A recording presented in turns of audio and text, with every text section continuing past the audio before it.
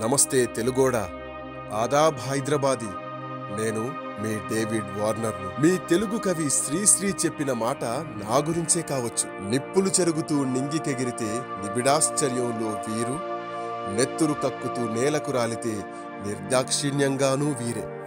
అవును, sun Risers Hyderabad జట్టుకు కప్పందించినప్పుడు మీరు నన్ను ఆకాశానికెత్తుకున్నారు. ఉప్పల్ స్టేడియంలో సిక్సర్ల మోత మోగిస్తే మీరు స్టాండ్స్ నుంచి కొడితే కొట్టాలిరా, సిక్స్ కొట్టాలి అని కేరింతలు కొట్టారు. నేను బౌండరీలు కొడితే బౌండరీలు దాటే వయస్సు మాది అని డాన్సులు వేశారు. అలాంటి నేను ఇప్పుడు ఐపీఎల్లోనే లేను. ఏ జట్టు నాపై దయతలచలేదు. నాది పేరుకు ఆస్ట్రేలియా అయినా అభిమానమంతా ఇండియా పైనే.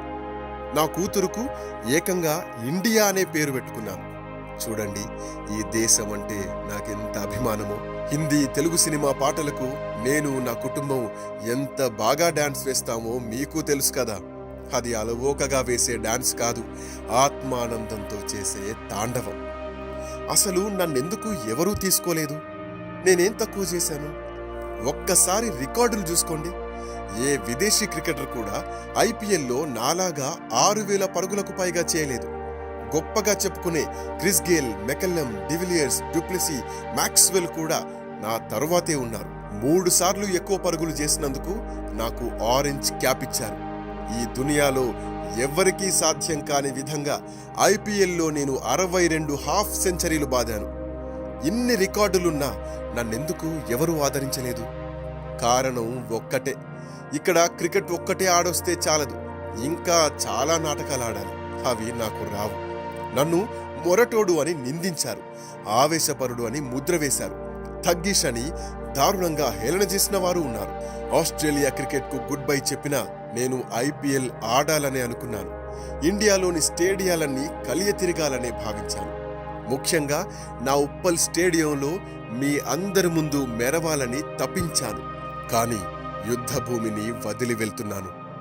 తప్పట్లేదు. మీకు దూరమైనందుకు కన్నీళ్లు ఆగడం లేదు. మనం మళ్ళీ ఇండియా వెళ్ళమా నాన్న అని నా 2 బిడ్డలు అమాయకంగా అడుగుతున్నారు.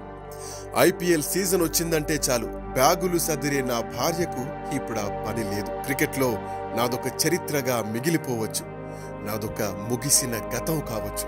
కానీ మీతో నా అనుబంధాన్ని కొనసాగించడానికి నేను అమ్ముడుపోవాల్సినటువంటి అవసరం లేదు. వస్తా, తప్పక వస్తా. మీ అందరి ఇండ్లకు వస్తా. క్రికెటర్గా కాకపోవచ్చు, కానీ వెండి తెరపై మీ అభిమాన నాయకుడిగా వెలుగులు పండించడానికి వస్తా. ఓ తెలుగోడా, అలై బలై తీసుకుంటావు కదా?